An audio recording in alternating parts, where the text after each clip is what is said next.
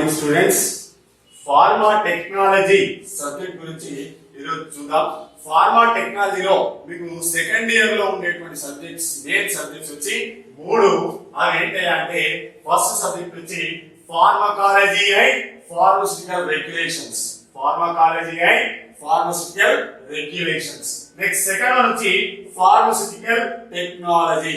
Pharmaceutical technology.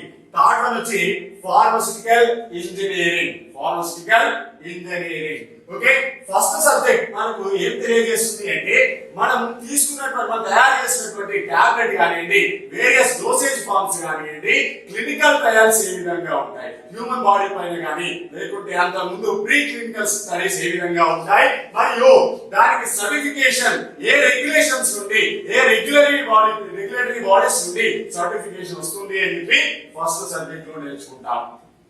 Okay, pharmaceutical టెక్నాలజీలో ఏం నేర్చుకుంటామంటే మనం టాబ్లెట్ ని ఎన్ని మెథడ్స్ ద్వారా ఏ మెథడ్ ద్వారా మ్యానుఫ్యాక్చరింగ్ చేస్తున్నాం, ఏ విధంగా మ్యానుఫ్యాక్చరింగ్ చేస్తున్నాం, అది టాబ్లెట్ ఏ కావచ్చు, ఎనీ వేరియస్ డోసేజ్ ఫార్మ్స్ ఏ కావచ్చు. ఓకే, నెక్స్ట్ థర్డ్ సబ్జెక్ట్ వచ్చి ఫార్మాస్యూటికల్ ఇంజనీరింగ్. మనం ఫార్మా ఇండస్ట్రీలో ఎన్నో రకాల ఇన్స్ట్రుమెంట్స్ ని పరికరాలను ఉపయోగిస్తూ ఉంటాం. ఆ పరికరాలని బాగు చేయడానికి ఇంజనీరింగ్ డిపార్ట్మెంట్ ఏ విధంగా ఉంది, వాళ్ళు చేయాల్సిన పనులు ఏంటి, ఇంజనీరింగ్ డిపార్ట్మెంట్ అనేది ఏం చేస్తుంది ఫార్మా ఇండస్ట్రీలో అని చెప్పి ఈ ఫార్మాస్యూటికల్ ఇంజనీరింగ్ లో నేర్చుకోవడం జరుగుతుంది. ఓకే, మనం ఈ రోజు ఇప్పుడు మనం చూసేటువంటి సబ్జెక్ట్ ఏంటి అంటే ఫార్మాస్యూటికల్ టెక్నాలజీ సబ్జెక్ట్ గురించి చూద్దాం. ఓకే, ఫార్మాస్యూటికల్ టెక్నాలజీలో టెక్నాలజీ సబ్జెక్ట్ లో మనకు ఉన్నటువంటి ఫస్ట్ టాపిక్ వచ్చి ఓరల్ సాలిడ్ డోసేజ్ ఫార్మ్స్. ఏంటి ఓరల్ సాలిడ్ డోసేజ్ ఫార్మ్స్. దీంట్లో మనకి ఏం తెలవాలి, ఓరల్ అంటే అర్థం ముందుగా తెలవాలి. ఓరల్ అంటే నోటి ద్వారా, ఓకే, నేరుగా నోటి ద్వారా అని అర్థం. అంటే ఓరల్ సాలిడ్ డోసేజ్ ఫార్మ్స్ అంటే అర్థం ఏంటంటే నేరుగా నోటి ద్వారా తీసుకునేటువంటి డోసేజ్ ఫార్మ్స్ ని ఓరల్ సాలిడ్ డోసేజ్ ఫార్మ్స్ అంటారు. ఓకే, సాలిడ్ అంటున్నాం అంటే ఘన పదార్థం అని అర్థం. ఓకే, సాలిడ్ అంటే ఘన పదార్థం, నోటితో తీసుకునేటువంటి ఘన పదార్థంగా ఉండేటువంటి డోసేజ్ ఫార్మ్స్ ని, సాలిడ్ గా ఉండేటువంటి డోసేజ్ ఫార్మ్స్ ని ఏమంటారా అంటే ఓరల్ సాలిడ్ డోసేజ్ ఫార్మ్స్ అంటారు. ఓకే, ఎగ్జాంపుల్ వచ్చి టాబ్లెట్ అనేది సాలిడ్ కాబట్టి ఓరల్ సాలిడ్ డోసేజ్ ఫార్మ్స్ కిందకి టాబ్లెట్ వస్తుంది. నెక్స్ట్ క్యాప్సూల్ కూడా సాలిడ్ గానే పరిగణిస్తాం కాబట్టి క్యాప్సూల్ కూడా ఓరల్ సాలిడ్ డోసేజ్ ఫార్మ్స్ కిందకే రావటం జరుగుతుంది. ఓకే, ఓరల్ లిక్విడ్ అన్నారు అనుకోండి, ఓరల్ లిక్విడ్ డోసేజ్ ఫార్మ్స్ అన్నారు అనుకోండి. ఇప్పుడు ఓరల్ సాలిడ్స్ లోనేమో మనం సాలిడ్స్ తీసుకున్నాం. ఓకే, ఏంది ఈ సాలిడ్స్ ని నోటి ద్వారా తీసుకున్నాం, టాబ్లెట్స్ కానివ్వండి, క్యాప్సూల్స్ కానివ్వండి. అదే విధంగా నోటి ద్వారా తీసుకున్నటువంటి లిక్విడ్స్ ఏవి అంటే ఫర్ ఎగ్జాంపుల్ సిరప్స్. ఏంటి సిరప్స్ అనేవి లిక్విడ్స్, కానీ ఏ విధంగా తీసుకుంటాం, నోటి ద్వారా. కాబట్టి ఓరల్ లిక్విడ్ డోసేజ్ ఫార్మ్స్ అని ఎగ్జాంపుల్ గా సిరప్స్ ని తీసుకోవచ్చు. అర్థమైనా? Once again oral solid dosage forms అంటే ఏవైతే ఓరల్ గా నోటి ద్వారా, స్వయంగా నోటి ద్వారా సాలిడ్స్ తీసుకుంటామో వాటిని ఓరల్ సాలిడ్ డోసేజ్ ఫార్మ్స్ అని పిలుస్తారు. ఎగ్జాంపుల్ వచ్చి tablet, capsules. Okay, oral liquid అంటే లిక్విడ్ గా ఉన్నటువంటి డోసేజ్ ఫార్మ్స్ ఏవైతే నోటి ద్వారా తీసుకుంటామో వాటిని ఓరల్ లిక్విడ్ డోసేజ్ ఫార్మ్స్ అని పిలుస్తాం. ఎగ్జాంపుల్ వచ్చి సిరప్స్. ఓకే, నెక్స్ట్ ఈ ఓరల్ సాలిడ్ డోసేజ్ ఫార్మ్ లో ఫస్ట్ ఎగ్జాంపుల్ ఏమని చెప్తున్నాం, టాబ్లెట్ అని చెప్తున్నాం. టాబ్లెట్ అని చెప్తున్నాం. మరి ఈ టాబ్లెట్ ఎన్ని పద్ధతుల్లో తయారవుతుంది, ఎన్ని స్టెప్స్ లో తయారవుతుంది ఒకసారి చూద్దాం. Okay, tablet diagram, flow diagram of tablet manufacturing. అంటే అర్థం ఏంటి అంటే ఒక ఇండస్ట్రీలో, ఒక ఫార్మా ఇండస్ట్రీలో ఒక టాబ్లెట్ తయారు చేయాలంటే ఆ టాబ్లెట్ ఎన్ని స్టెప్స్ లోకి పోతుంది, ఫస్ట్ స్టెప్ ఏంటి, సెకండ్ స్టెప్ ఏంటి, ఆ విధంగా ఈ స్టెప్స్ లో రాయడం జరిగింది. ఓకే, ఫస్ట్ స్టెప్ టాబ్లెట్ తయారు కావాలంటే ఫస్ట్ ఏం చేయాలి, ఒక టాబ్లెట్ కావాలండి నాకు. ఫర్ ఎగ్జాంపుల్ పారాసిటమాల్ టాబ్లెట్ కావాలి. పారాసిటమాల్ టాబ్లెట్ లో ఎన్నో రకాల ఇంగ్రీడియంట్స్ కలుస్తాయి. మరి అన్ని కూడా ఒకే తీరుగా ఒకే వెయిట్ లో వేయలేం కదా. కాబట్టి ఒక్కొక్క ఇంగ్రీడియంట్ ని వే చేసుకుంటూ ఎంత మోతాదులో మన టాబ్లెట్ మ్యానుఫ్యాక్చరింగ్ అవసరమో అంత మోతాదులో ఆ టాబ్లెట్ ని ఏవైతే ఇంగ్రీడియంట్స్ ఇంగ్రీడియంట్స్ ఉన్నాయో వాటిని వే చేసుకోవాలి.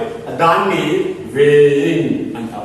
ఫస్ట్ వేయింగ్ అంటే ఏవేవి కావాలో ఆ ఇంగ్రీడియంట్స్ చూసుకొని ఎంత మోతాదులో వే చేసుకోవాలో అంత మోతాదులో వే చేసుకోవాలి. దాన్ని వేయింగ్ అంటాం. నెక్స్ట్ తర్వాత milling.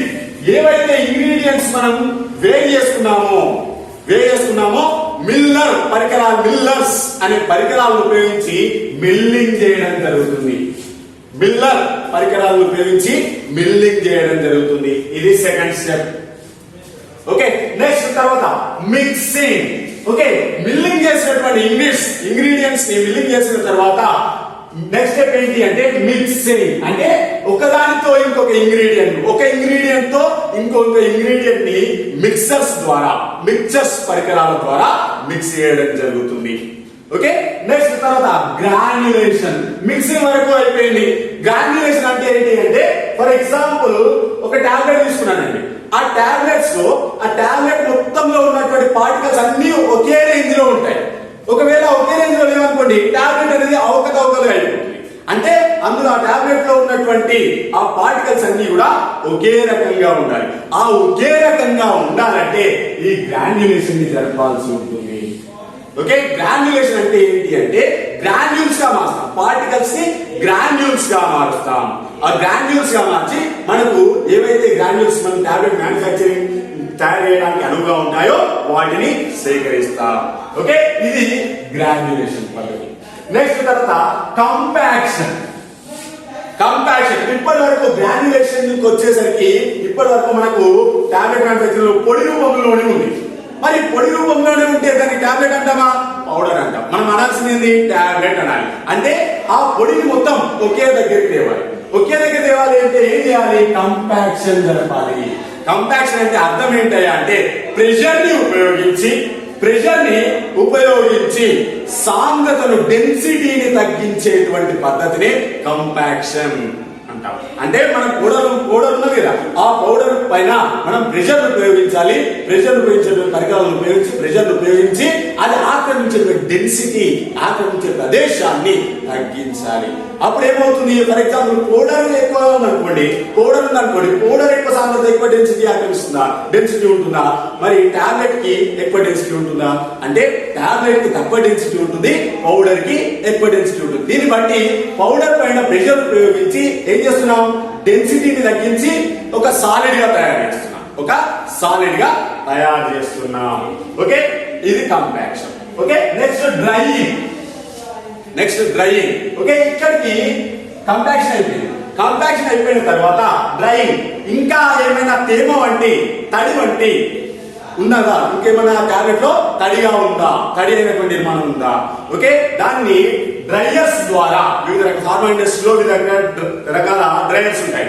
For example fluid bed dryer కావచ్చు, నార్మల్ డ్రైయర్ కావచ్చు. ఈ విధంగా వేరియస్ డ్రైయర్స్ ఉంటాయి. ఆ డ్రైయర్స్ ద్వారా ఆ టాబ్లెట్ లో ఇంకేమైనా వెట్ ఉంటుందా అనేది చూడడం జరుగుతుంది, తీసేయడం జరుగుతుంది. ఆ తడి వంటి నిర్మాణాన్ని తీసేయడం జరుగుతుంది. ఓకే, నెక్స్ట్ తర్వాత కోటింగ్. ఇక్కడి వరకు మనకు ఒక టాబ్లెట్, ఒక కలర్ లేనటువంటి టాబ్లెట్ అనేది తయారైంది డ్రైయింగ్ వరకు. ఓకే, ఇప్పుడు ఏం చేయాలి, కోటింగ్ చేయాలి. ఫర్ ఎగ్జాంపుల్ మనం మార్కెట్ లో చూస్తుంటాం, మెడికల్ షాప్ పోయి మనకు టాబ్లెట్లు ఇవ్వమని అడిగితే మనకు వేరియస్ కలర్స్ టాబ్లెట్స్ అనేవి కనబడుతుంటాయి. మరి ఆ వేరియస్ కలర్స్ ఎక్కడి నుండి వచ్చాయి అంటే ఇక్కడ వరకు తయారైన ఈ టాబ్లెట్ తయారైన తర్వాత కోటింగ్ పద్ధతి ద్వారా ఆ టాబ్లెట్ కి వివిధ రకాల రంగులను వేయడం జరుగుతుంది, కోటింగ్ చేయడం జరుగుతుంది. దాన్ని కలర్ కోటింగ్ అని పిలవడం జరుగుతుంది. ఈ విధంగా వేరియస్ కోటింగ్స్ అంటే మనిషికి మింగడానికి అనువుగా, స్వాలోర్ కి అనువుగా ఆ టాబ్లెట్ కి మనం తయారు చేసినటువంటి ఆ టాబ్లెట్ నిర్మాణానికి కోటింగ్ చేయడం జరుగుతుంది. అది కలర్ కోటింగ్ కావచ్చు, వేరియస్ కోటింగ్స్ కావచ్చు. ఓకే, నెక్స్ట్ తర్వాత ప్యాకేజింగ్. ఇక్కడ వరకు కోటింగ్ అయిపోయింది, టాబ్లెట్ తయారైంది, ఒక మనం అనుకున్నటువంటి టాబ్లెట్ తయారైంది. తర్వాత ఏం చేయాలి, ప్యాకేజింగ్ చేయాలి. ప్యాకేజింగ్ చేయాలి. మరి ప్యాకేజింగ్ ఎన్ని రకాలుగా చేస్తారా అంటే 3 రకాలుగా చేయడం జరుగుతుంది. ప్యాకేజింగ్ అనేది ఏంటి, ఆ 3 రకాలు అంటే ఒకటి ప్రైమరీ ట్యాగింగ్,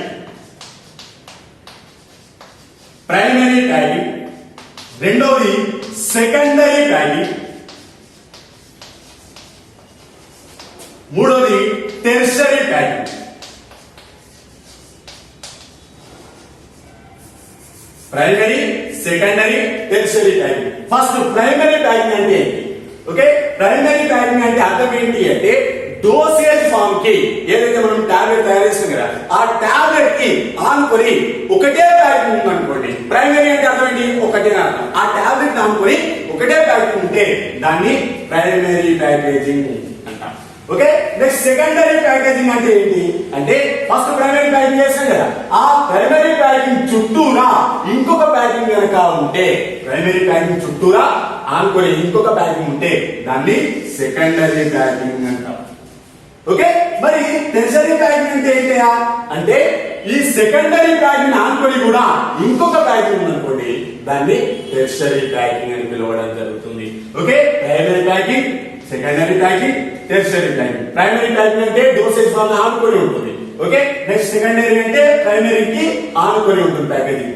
సెకండరీ అంటే టెర్షరీకి ఆనుకొని ఉండడం జరుగుతుంది. Is it clear? ఇది ఫ్లో డయాగ్రామ్ ఆఫ్ టాబ్లెట్స్.